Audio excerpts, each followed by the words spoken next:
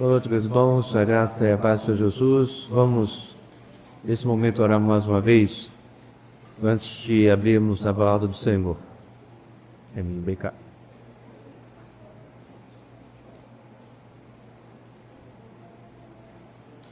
Oremos. Querido, nosso desejo e necessidade nesse instante que o Espírito Santo venha falar às nossas vidas,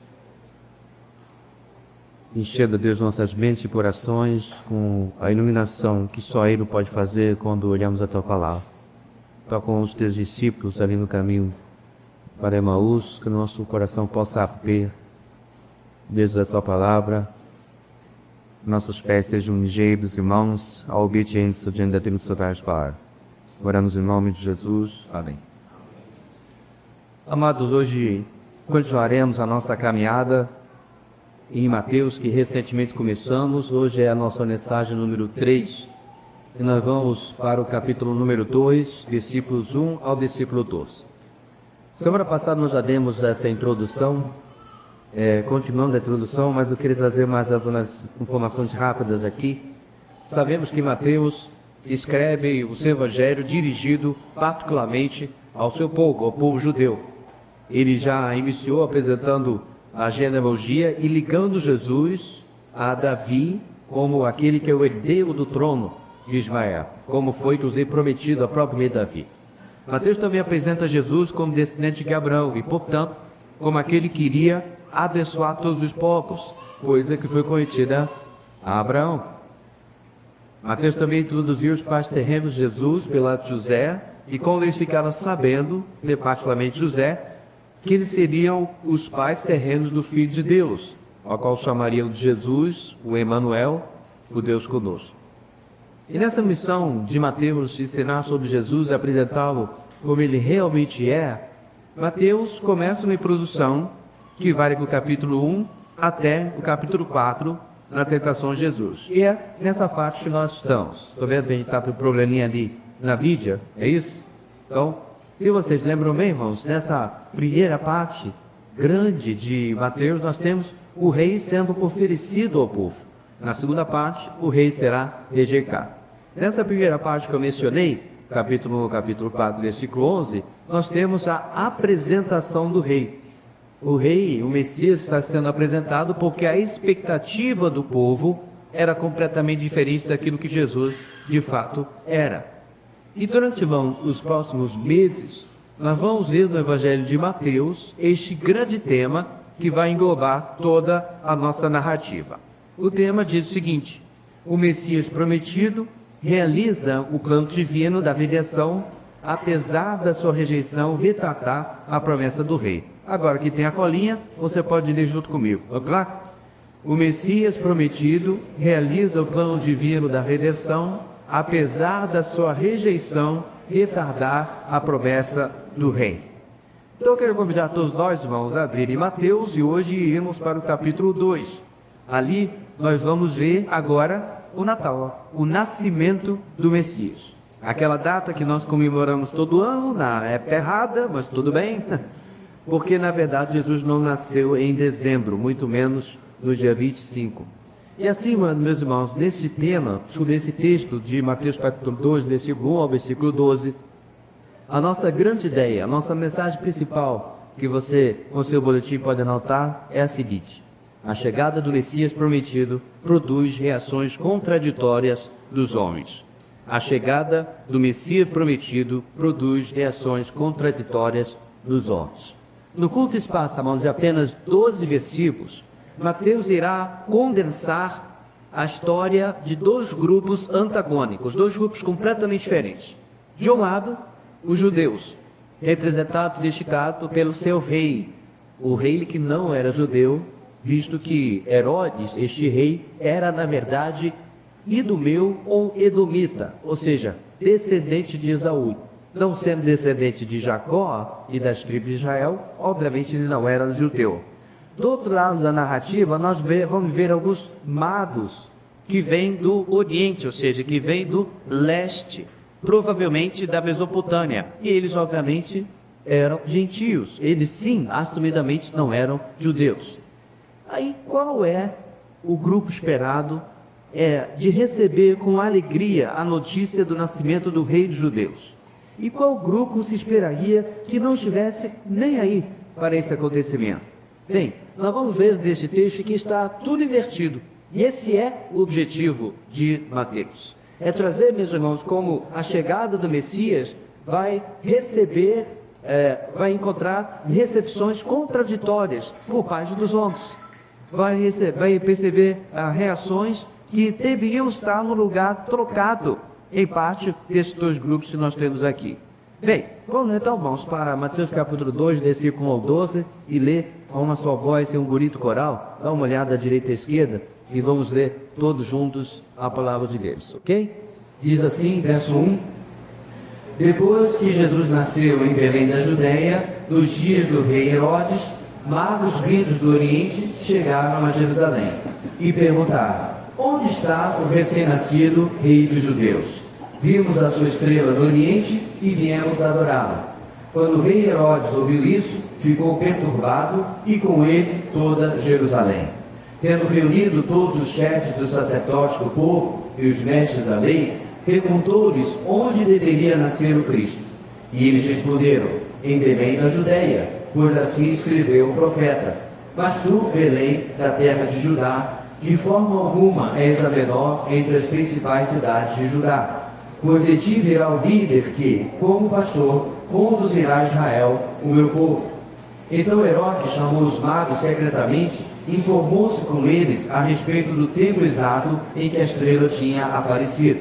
Enviou-os a Belém e disse: Vão informar-se com exatidão sobre o menino. Logo que o encontrarem, avise-me, para que eu também vá adorá-lo. Depois de ouvirem o rei, eles seguiram seu caminho, e a estrela que tinham visto no Oriente foi adiante deles, até que finalmente parou sobre o lugar onde estava o menino. Quando tornaram a ver a estrela, encheram-se de júbilo. Ao entrarem na casa, viram o menino com Maria, sua mãe, e prostrando-se, o adoraram. Então abriram seus tesouros e lhe deram presentes: ouro, incenso e mirra. E tendo sido advertidos em sonho para não contarem a Herodes, retornaram à sua terra por outro caminho. O nosso texto das mãos, obviamente, acontece 9 meses depois do texto da semana passada. Nunca foi, como já explicamos, o objetivo dos evangelistas, em Lucas 4, escrever uma biografia. O evangelho não é uma biografia. Ele tem um objetivo claro de transmitir sobre a história de Jesus, falando sobre a sua missão, quem ele é, e trazendo assim o evangelho, ou seja, as boas novas. Então, depois da genealogia terminar com a seguinte frase: José, marido de Maria, a qual nasceu Jesus, que é chamado Cristo, ou seja, que é chamado Messias, agora Mateus passa a narrar, como nós dissemos, rapidamente o nascimento de Jesus. Ele já expôs como José foi avisado de que o menino do ventre de Maria não era uma criança qualquer. E agora nós chegamos até o evento em si. E muito mais, irmãos, do que informar um acontecimento, Mateus irá começar a apontar mais e mais, confrontando o povo judeu em relação à chegada do Messias. E ele vai fazer isso através deste contraste que eu tenho mencionado. Mateus irá começar a demonstrar como o povo da aliança não entendeu realmente quem Jesus era como Messias. E em contraste, um povo que não tinha nem de perto a bagagem espiritual, a bagagem escriturística do povo judeu, esse sim entendeu.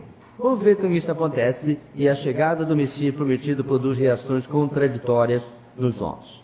Em primeiro lugar, meus irmãos, versos 1 e 2, o texto de Mateus nos ensina o seguinte: o Messias prometido veio para por todos ser querido. O Messias prometido veio para por todos ser querido. O nosso texto começa situando o nascimento de Jesus em Belém da Judéia, isto é, Belém de Judá, a cidade de Davi, que fica a cerca de 10 quilômetros ao sul de Jerusalém. Mas eu pergunto, por que o casal, no 9º mês de gestação, iria viajar para outra cidade? Não de carro, não de trem, não de ônibus ou avião, mas provavelmente no lombo de um animal. Por que essa viagem? A razão é simples, irmãos, o nosso texto vai explicar isso mais adiante. O Messias deveria nascer na cidade de Davi, deveria nascer em Belém. E como que Deus faz isso acontecer? De fato, irmãos, o Senhor, nosso Deus, usa os poderes seculares para que isso aconteça. Ele sai da sua cidade, nós não sabemos qual é essa cidade que eles moravam na época, o nome não é mencionado, e se dirige a Belém, porque o imperador César Augusto havia ordenado o recenseamento de todo o povo daquela região. É diferente do que fazemos hoje, onde o moço do censo, né, do IBGE, vai na sua carta, ou não, esse recebeu no chutezinho, né? Naquela época não, você tinha que se deslocar para a sua cidade natal. Cada cidadão devia se deslocar para a sua cidade natal. E Belém era a cidade de José, porque ele pertencia à casa e à linhagem de Davi, como nós já vimos sobejadamente aqui, Mateus, outros evangelistas registram assim também. Porém, irmãos, ainda do verso 1, Mateus registra algo inusitado.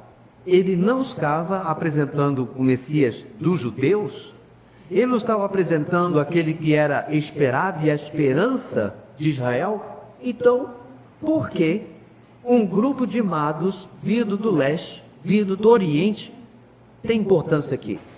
Por que eles são registrados?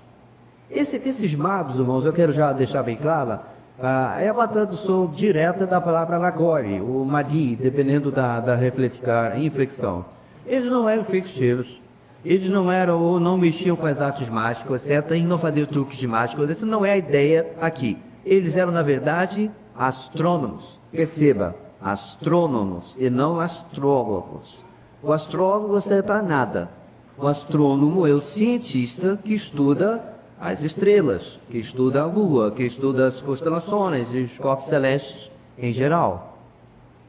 Nada sabemos sobre eles, a não ser que eles eram astrônomos. E detalhe, não existe nada nas escrituras que diga quantos eles eram. Eles não eram 3, eles podiam ser 2, eles podiam ser 5, podiam ser 10. Da onde tiraram que eram 3, não se pergunte, porque eu não sei. Então nem existe nada nas escrituras que chame de reis magos, ou qualquer coisa a respeito da sua aparência, ou do seu nome, todas essas coisas que você vê por aí, quando você pergunta sobre esses personagens. Mas tem uma coisa que nós sabemos sobre eles: eles não eram judeus. Então, esse grupo de não-judeus souberam, por algum modo e maneira, provavelmente por revelação divina, de que aquela estrela diferente no céu significava que o rei dos judeus havia nascido. Mais adiante no nosso texto, o Senhor vai falar com eles, advertidos sobre o seu retorno, lembra? Então, é fácil nós entendermos que Deus tinha feito a mesma coisa quando eles estavam lá em sua terra, como eu disse, provavelmente a Mesopotâmia, e de lá os trouxe atrás da estrela que indicava o lugar do Messias. Outra curiosidade é que eles se referem a Jesus no texto como recém-nascido. Porém, eles ainda não tinham ideia de quando Jesus tinha nascido ou sequer se ele tinha nascido.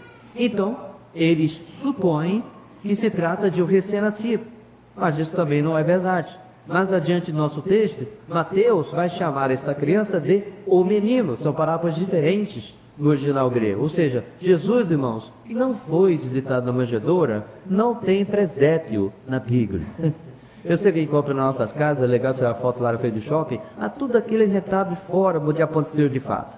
Quando eles encontraram Jesus, ele já tinha provavelmente várias semanas de vida quando ele foi visitado. O verso 11 esclarece isso. Ao entrarem na casa, viram o menino com Maria, sua mãe, e prostrando-se, o adoraram. Era muito provavelmente um menino e já estava com algumas semanas de vida. Não eram 10, não eram 3, não existe presépio, e quando encontraram Jesus, ele já tinha algum tempo de vida. E uma última curiosidade: Jesus não nasceu no primeiro ano da era cristã. Olha aí. Por que sabemos disso, irmãos? Porque o censo, o recenseamento pedido e ordenado, pelo imperador César Augusto, aconteceu dos anos 6 a 7 antes de Cristo. Ou podemos dizer 7 e 6 antes de Cristo. O que aconteceu? O nosso calendário está atrasado em pelo menos 6 anos. De fato, hoje nós estamos no ano 2031 ou 2032, se nós fôssemos colocar a data do nascimento de Jesus. Bem, acho que cheio de curiosidade, já descrevi o presépio de todo mundo e acho que estavam duro de né? O mais importante do texto não é nem isso, irmãos. É o que acontece no final do verso 2. Os magos viajaram aproximadamente 1000 quilômetros, certo? Provavelmente no lombo de camelos e cavalos, eram com certeza pessoas de posses, e eles endereçam com muito propósito de adorar em rei estrangeiro, o qual eles criam que não é o rei comum, nem era o rei ordinário como qualquer um. Criam que era o cumprimento de profecias, e a razão pela qual lhes havia sido dado o conhecimento do significado da estrela, com certeza estava ligada a isso. Dessa forma, nesse começo do nosso texto, Mateus introduz, irmãos, o Messias não apenas aos judeus, mas o Messias de todo o mundo, o Salvador de todo o mundo, pelo menos da parte do mundo que um dia creria nele. Porém, meus irmãos, essa não é uma ideia nossa. Mateus não está trazendo nenhuma ideia nova ou revolucionária. Ele não está tentando mudar a mente dos seus conterrâneos, mas sim voltar a mente para aquilo que ela deveria ser. O que eu quero dizer? Abra comigo, irmãos, Atos, olha, Salmo capítulo 2. Abra sua Bíblia rapidinho, só de lá meio e para o começo, Salmo capítulo 2. Dê uma olhada como a adoção e a ideia dos irmãos de um Messias para o mundo todo está presente em toda a Bíblia. Esse é um exemplo apenas. Salmo capítulo 2. O segundo salmo da Bíblia, ele diz o seguinte: porque se amotinam as nações e os povos tramam em vão.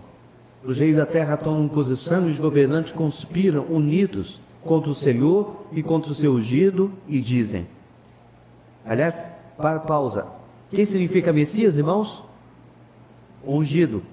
Está aí no texto, versículo 2. Versículo 3.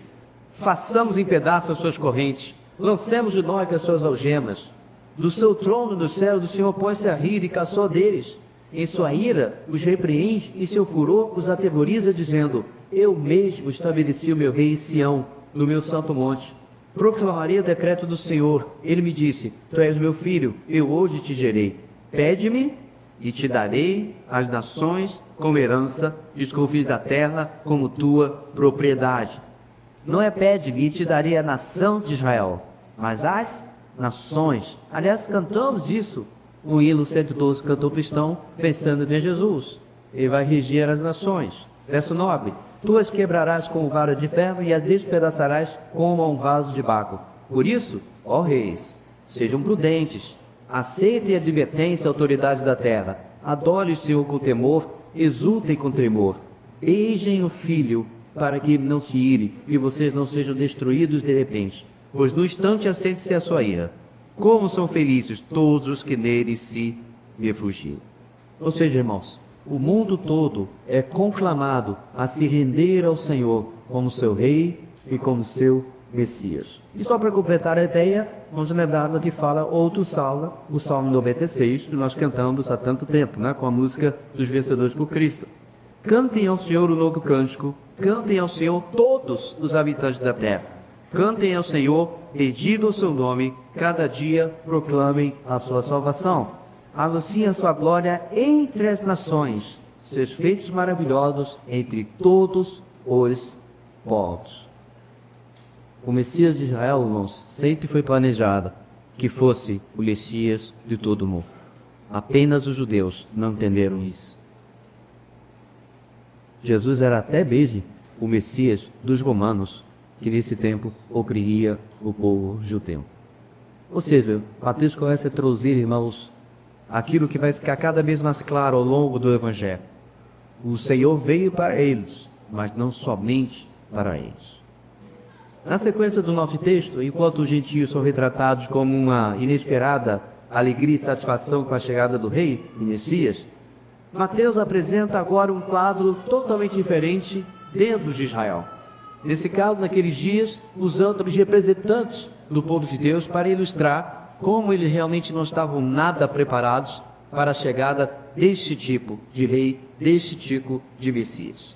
Em segundo lugar, irmãos, O Messias prometido veio para ser por muitos temido.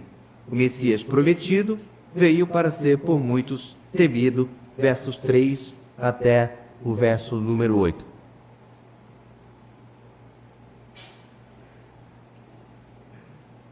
Os magos, então, chegando a Jerusalém, dito texto do verso 3, procuram o rei Herodes. A explicação inicial deles terem procurado Herodes está provavelmente ligada a simples razões diplomáticas. Eles por certa forma, representantes de um governo estrangeiro. Apesar do manto do Império Romano estar sob a alauria de todos esses povos, desde da Península Ibérica, lá em Couto da Espanha, até perto da Índia, esse país gozavam de certa autonomia. E as relações internacionais, é claro, ainda existiam. Então eles chegam lá e vão procurar o rei Herodes, a autoridade local. E essa certa autonomia, ela é encenada no meio do povo de Israel através da própria pessoa do rei Herodes. Eu explico. Ele era, como eu já disse, descendente de Esaú. E, obviamente, irmãos, ele não era herdeiro do trono de Israel.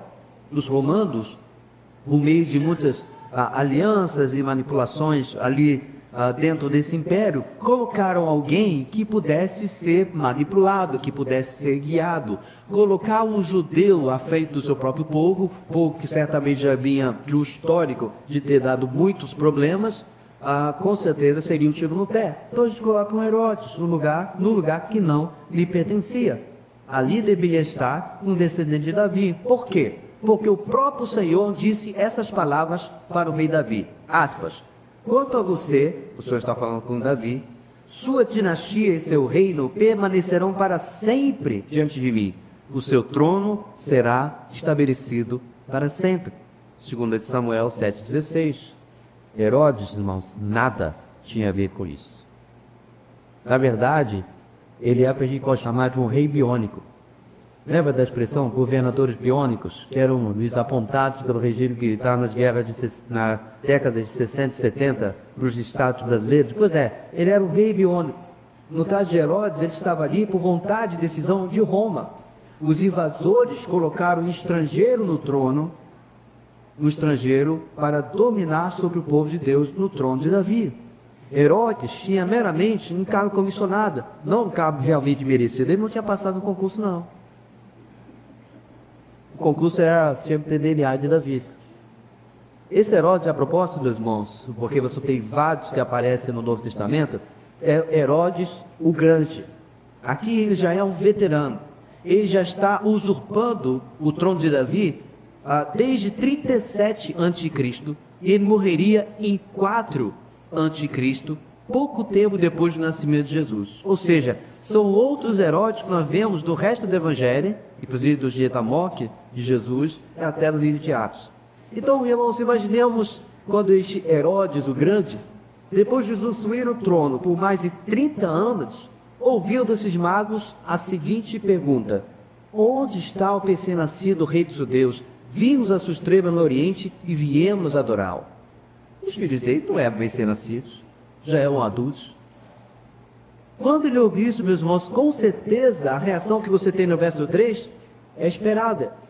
Herodes estava perturbado, diz o texto, e não só ele.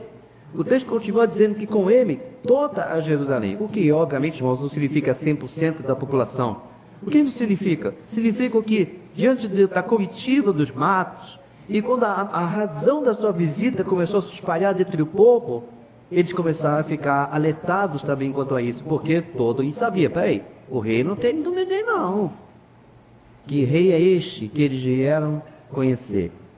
Mateus destaca, meus irmãos, que mesmo o rei pagão sabia que aquele trono, o trono de Israel, pertencia ao Messias. E é isso que estava perturbando o pobre do Herodes aqui no nosso contexto. Ele certamente, irmãos, não é grande conhecedor das escrituras hebraicas. Como é que ele sabia disso? Porque o texto diz que ele pede ajuda aos universitários. Olha aí, os chefes dos sacerdotes do povo e os mestres da lei. Eles eram, ele foi atrás de quem conhecia, porque ele não conhecia, para saber aonde ou de onde viria esse tal rei dos judeus que era tão esperado. É a resposta das autoridades, A resposta dos especialistas é conhecida por qualquer criança da nossa EBD. Os versículos 6 eles informam ao apavorado Herodes que Belém é o lugar.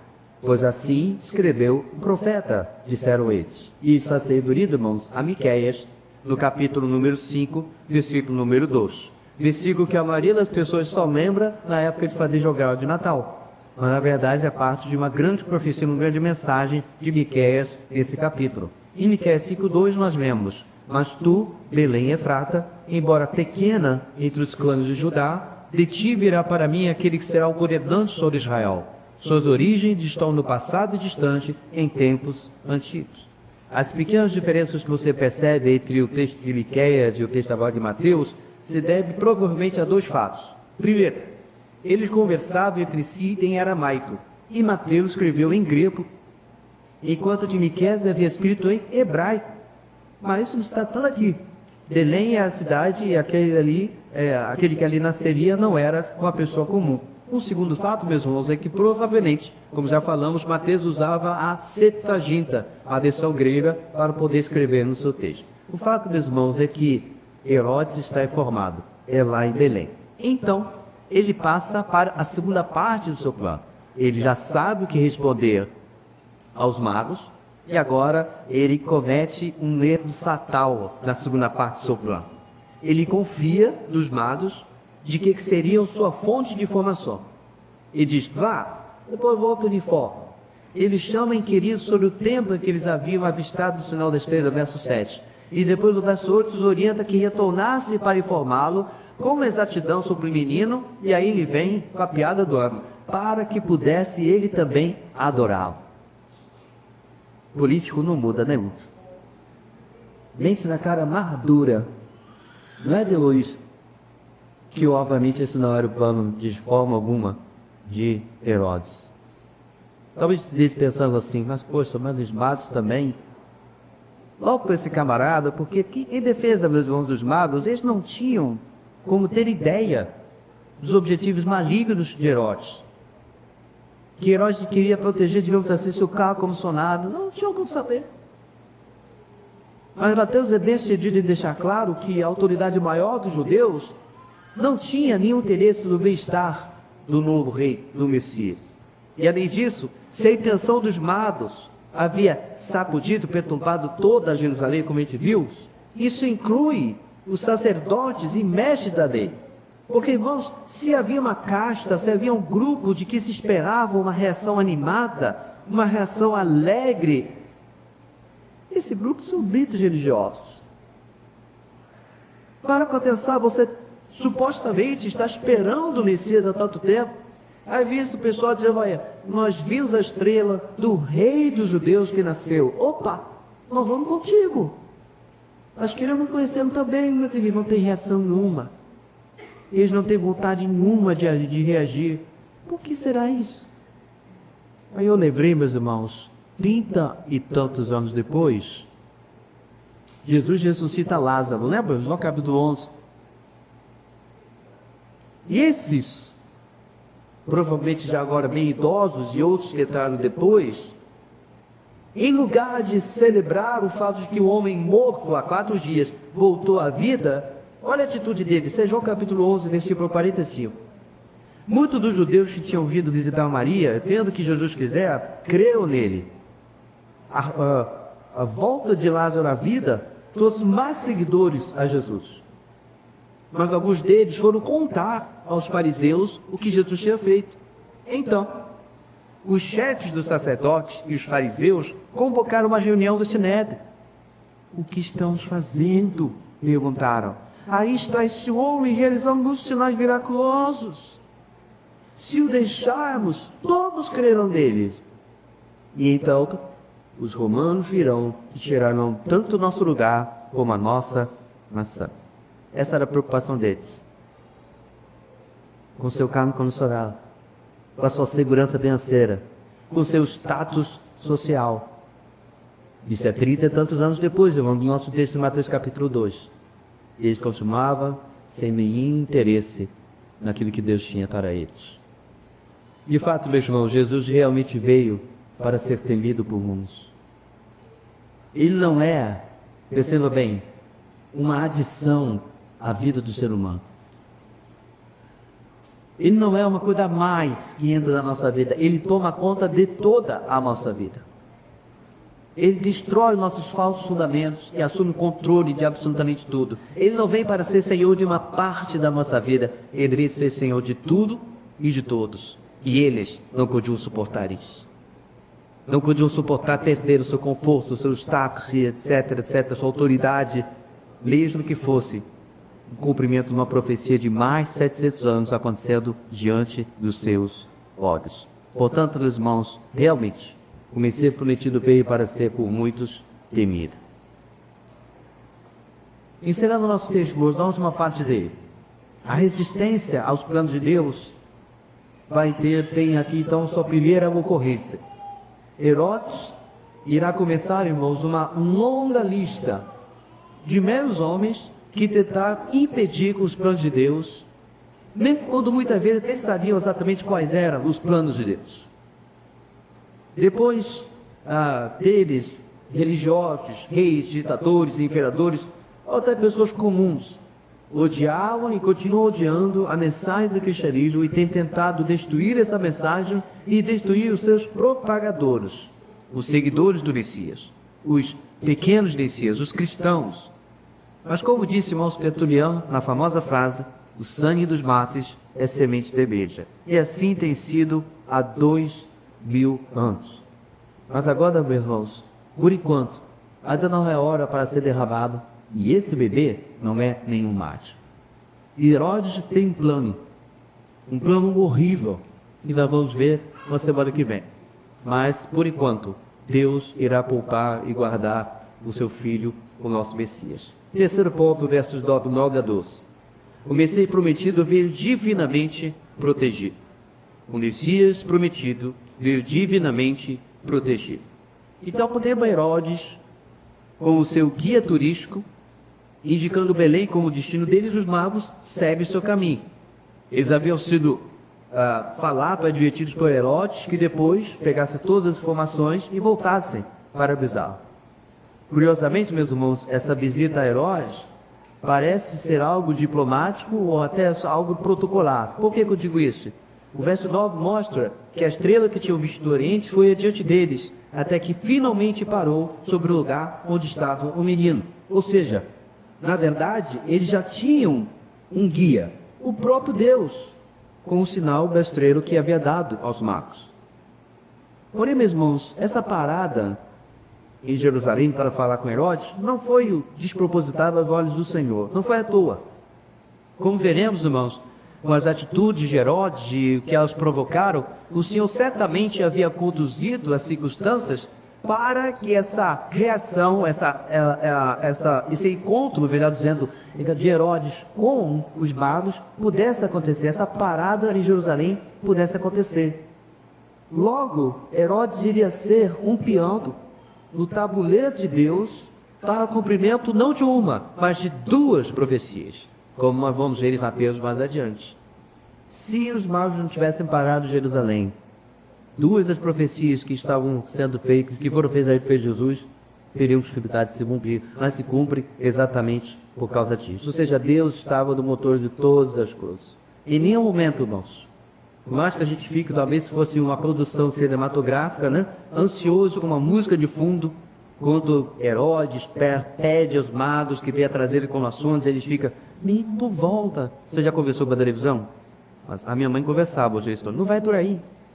Aí meu pai dizia, mas é para gravar. A gente fica ansioso com a narrativa.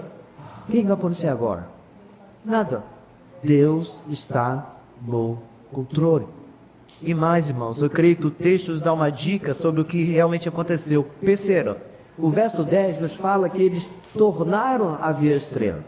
Então o que eu creio que aconteceu? Ao nos leva a crer que quando o Senhor já tinha os magos indo em direção a Jerusalém, a estrela sumiu das vistas deles. Depois deles terem cumprido a visita a Herodes, visita essa que parece retutar um cumprimento de profecias, eles novamente viram a estrela, se tornou novamente visível, como diz o verso 10. Eles já sabiam, meus irmãos, que era em Belém, cerca de 10 quilômetros ao sul, mas onde em Belém? Mesmo naquela época, meus irmãos, se você chega num pequeno vilarejo, se você chega numa cidade pequena, vê o Fejacaroebe, Entreguio, não importa, São João da Baliza, aonde? Lá era o lugar que eles estavam. Então a estrela aparece novamente e os guia exatamente até onde estava o menino. Como já disse, Jesus não era mais o recém-nascido, já dias ou semanas já haviam passado desde seu nascimento e a família já está inclusive em uma casa devidamente hospedada. E aí encontraram o menino ali, esses homens adultos, esses homens que são provavelmente autoridades em seu país, fizeram a única coisa lógica diante de tudo o que haviam vivenciado, tudo que haviam presenciado, tudo que havia sido revelado a eles. Eles adoram a Jesus. A adoração deles, irmãos, ela tem um toque de profundidade. Ela é adornada por ofertas. Ela é enfatizada com ofertas que eles prosseguem, com presentes que eles prosseguem. E, meus irmãos, assim deve ser toda a adoração. A adoração não pode ser apenas um inclinar pessoal, nem mesmo apenas um louvor cantado. Faz parte. A adoração é vida. E a adoração deve ser acompanhada, digamos assim, de um sacrifício pessoal. Calma que ninguém vai entrar com um pequeno cordeiro ou alguma coisa parecida. Jesus já é o nosso poder pascual. O sangue Tevanave dele já cobriu todos os nossos pecados, não precisamos fazer mais nada sobre isso. Hoje, meus irmãos, a nossa adoração é acompanhada de um sacrifício vivo, santo e agradável. Nas palavras do apóstolo Paulo. É o nosso paralelo às ofertas pacíficas de Levítico, que inclusive nós temos visto no nosso devocional. Tão bem explicado, não é verdade? Essas ofertas pacíficas, essas ofertas nossas hoje, irmãos, não são por causa do pecado, mas são ofertas de gratidão. São ofertas porque nós temos sido abençoados pela graça de Deus na nossa vida. E os magos fazem exatamente isso. Adoram e ofertam, pois o Senhor lhes enviou a maior graça que eles e a humanidade podiam esperar, podia receber e que realmente precisavam. As ofertas, esses presentes, como a gente sabe, são os famosos ouro, incenso e mirra. E aí está, meus irmãos, mais um toque do cuidado de Deus, da proteção de Deus do nosso terceiro ponto. Por quê? Esses eram artigos caros. O ouro, obviamente, você sabe que é caro, mas tanto o incenso quanto a mirra eram especiarias, onde antes fazia tanto remédios quanto pochnetes, que se valiam bastante dinheiro. Muito provavelmente, meus irmãos, isso seria ou foi o que sustentou a família de Jesus nos próximos meses. Logo, o rei iria viajar para preservar a sua vida. Por meio desses homens, o Senhor continuou provendo e protegendo o seu Messias. E não termina aí. No verso 12, o Senhor, mais uma vez, eu estou dizendo mais uma vez, porque eu suponho que ele já havia feito isso lá no início da viagem, mais uma vez ele fala a esses homens e os adverte coletivamente de que não retornassem a Herodes e Jerusalém. Em obediência, ele retoma para o leste, para o oriente, para opor outro caminho. De fato, meus irmãos, a mão do Senhor está em todas as coisas, está cuidando de tudo aqui, protegendo o Messias. O que nós precisamos, irmãos, além de todas as informações e os presentes que eu já descrevi na sua casa, quem precisa levar para casa?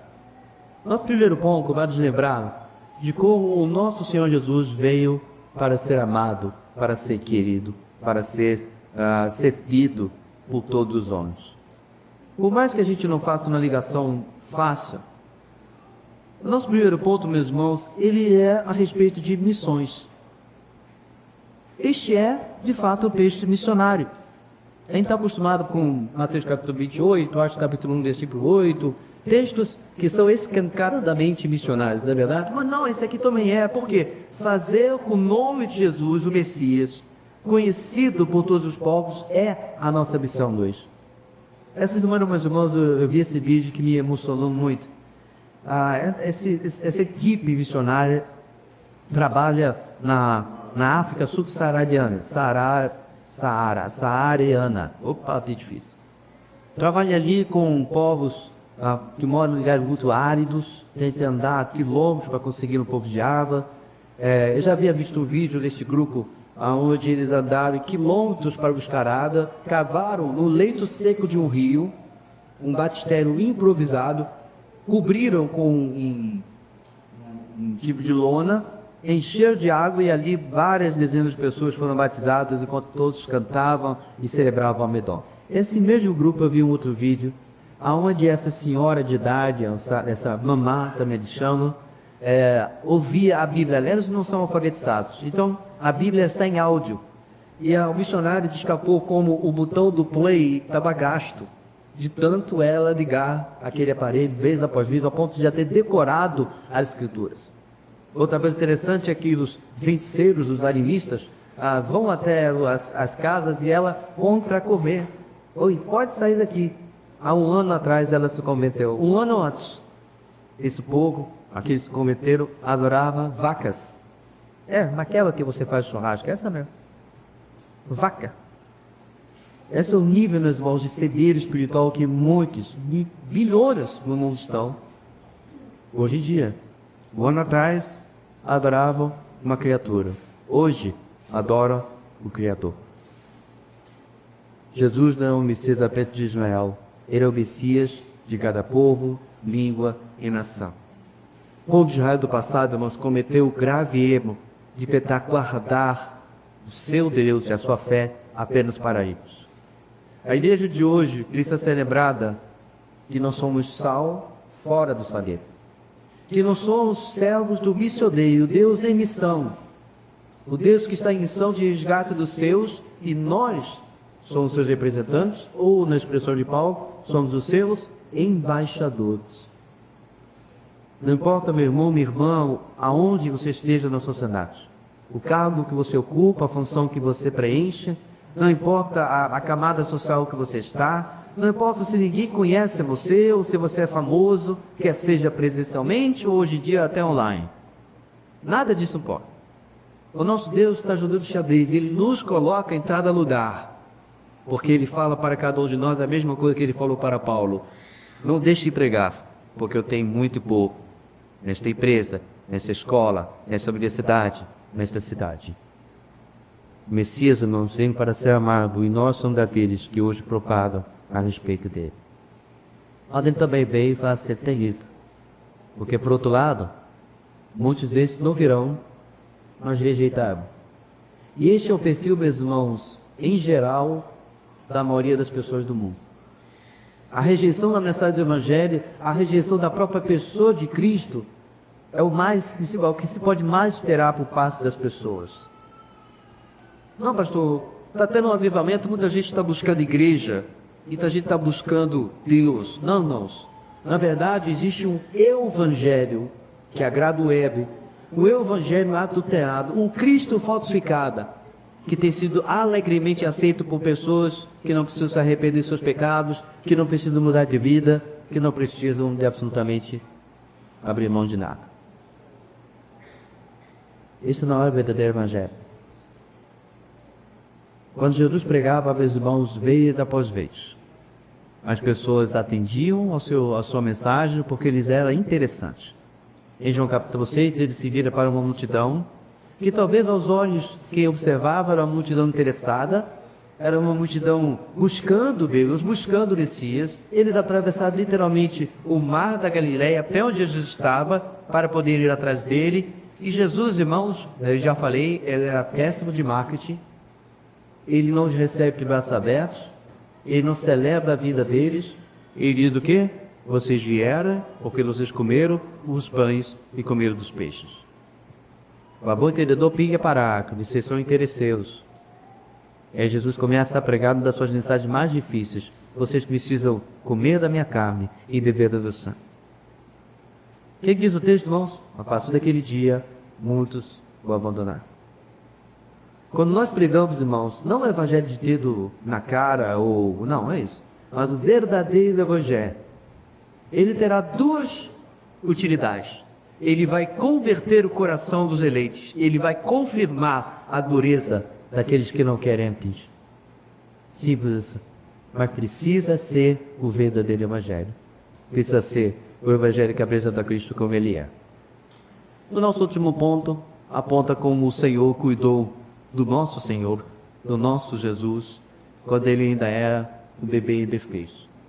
Meus irmãos, o mesmo poder que cuidou e protegeu ao Filho unigênito de Deus, cuida e protege hoje os filhos de Deus. Os filhos adotados em Cristo Jesus estão debaixo da mesma proteção. Ver como o Senhor manipulou e dirigiu até mesmo poderes políticos da época, deve nos dar, meus irmãos, a segurança de que nada nem ninguém pode se colocar entre nós e os propósitos de Deus para nós e para a sua igreja. Ninguém pede o nosso Deus. Eu quero então encerrar, meus irmãos, sobre esse cuidado que o Senhor tem conosco, dentro do texto muito conhecido, lá na sua Bíblia, em Romanos capítulo 8. Eu quero convidar nós lermos dos versículos 28 até o 39. Aqui Paulo coloca como a segurança que nós temos está debaixo dos propósitos de Deus, do cuidado do Senhor, do seu poder, da sua majestade, da sua soberania, e um plano de redenção que começou e terminará bem-sucedido na vida de cada um dos escolhidos de Deus. Romanos capítulo 11, versículo 28. Vamos ler juntos, irmão. Diz assim a palavra do Senhor: sabemos que Deus age todas as coisas para o bem daqueles que o amam, dos que foram chamados de acordo com o seu propósito. Pois daqueles que de antemão conheceu, também nos predestinou para serem conformes à imagem de seu Filho, a fim de que ele seja o primogênito entre muitos irmãos.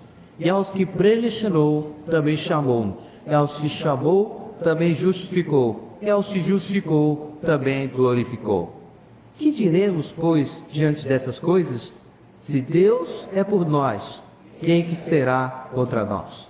Aquele que não poupou seu próprio Filho, mas o entregou por todos nós, como não nos dará juntamente com ele, e de graça, todas as coisas?